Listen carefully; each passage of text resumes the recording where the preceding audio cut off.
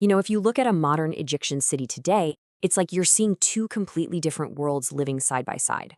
On one hand, you have a city that grew over centuries, layered and full of life. And on the other, you have this world of perfect lines and high walls that seems to have sprung right out of the desert. So, how did this happen? That's what we're going to dig into, the story of why Egypt decided to build a whole new urban world. For a long, long time, this was really the reality of city life in Egypt. Crowded, layered, absolutely brimming with energy. It's a city that grew on its own terms, where life and business just naturally spilled out into the streets.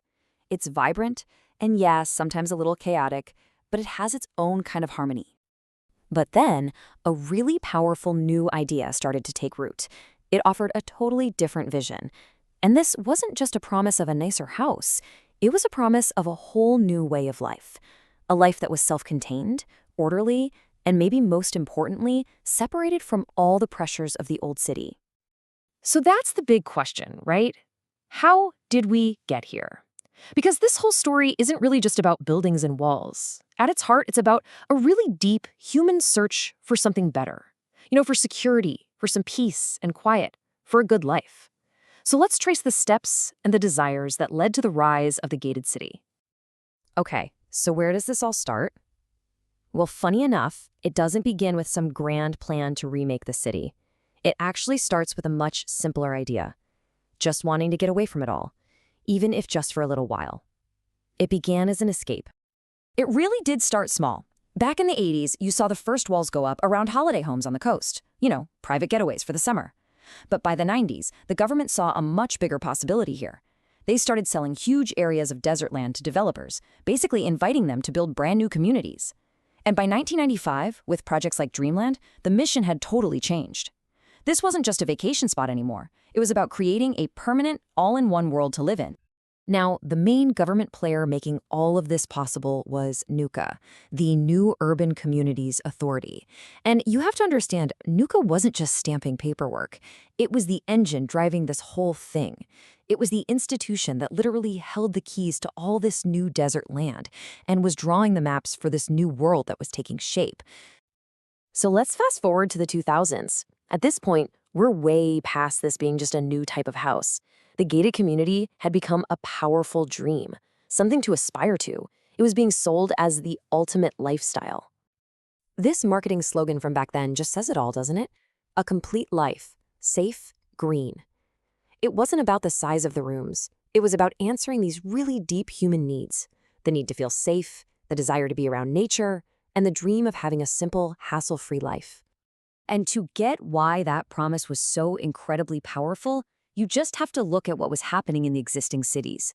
I mean, according to UN Habitat, places like Cairo were really struggling. The infrastructure couldn't keep up, there weren't enough public spaces, and the traffic and pollution were just becoming a part of daily life. So this dream life wasn't some fantasy. It was being presented as a direct solution to very real everyday frustrations. Okay, so this brings up a really important question. Out of all the possible solutions, why did this specific model, the gated compound, become the main one? To understand that, we need to zoom out a bit and look at the whole system behind it. It wasn't just one thing, it was a bunch of powerful forces all pushing in the same direction.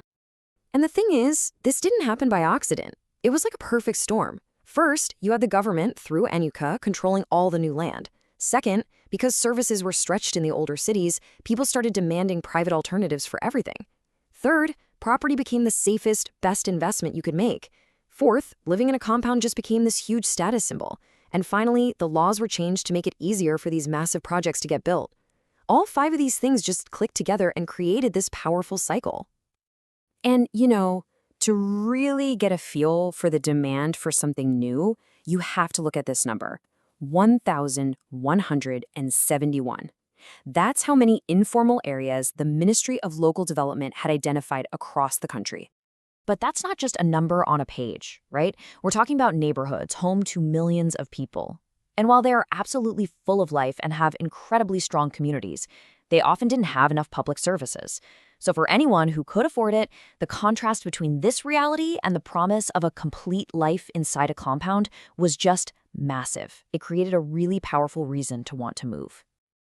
All right, so now we get into the last decade or so, and this is where we see another huge shift. Something really fundamental changed.